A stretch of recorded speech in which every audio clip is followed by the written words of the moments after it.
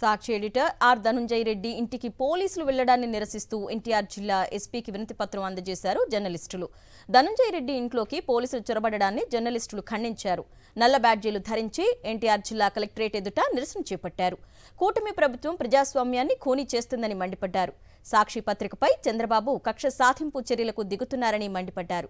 నోటీసులు ఇవ్వకుండా సాక్షి editor are Dhanunjaya Reddy ఇంటికి పోలీసులు ఎలా వెళ్తారని ప్రశ్నించారు. పత్రికా స్వేచ్ఛ హరించడం ప్రజాస్వామ్యానికి మంచిది కాదన్నారు.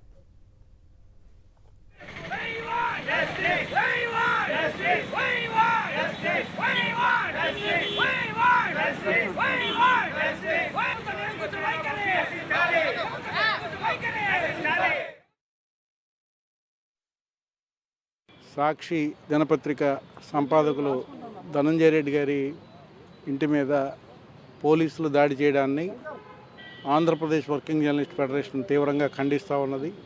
ఇది చాలా దుర్మార్గమైనటువంటి విషయం. వార్తలకు సంబంధించి ఏమైనా పొరపాటులో తప్పులో జరిగితే దానికి అనేక మార్గాలు ఉన్నాయి. వాటిని కరెక్ట్ చేసుకోవడానికి, అలాగే అప్పటికీ ఇబ్బంది ఉంటే కోర్టులకు వెళ్ళొచ్చు, డెఫమేషన్ కేసులు వేయొచ్చు. కానీ వాటన్నిటికీ భిన్నంగా ఈవేళ ఇలాంటి కేసులు బనాయించడము, లేకుంటే సోదాల పేరుతో వచ్చి దాడులు చేయడం అనేది సరైనటువంటి పద్ధతి కాదని చెప్పి ఆంధ్రప్రదేశ్ వర్కింగ్ జర్నలిస్ట్ ఫెడరేషన్ భావిస్తూ ఉన్నది. సాక్షి సంపాదకుడి ఇంటికి సంబంధించి కొంతమంది పోలీసులు ఎటువంటి అనుమతులు కూడా లేకుండా బలవంతంగా ప్రవేశించి ఇంట్లో అనేక గంటల పాటు సోదాలు నిర్వహించి పత్రికా స్వేచ్ఛకు దారుణంగా విఘాతం కల్పించారు. నిజానికి సాక్షి ఎడిటర్ మీద ఎటువంటి నేరాలు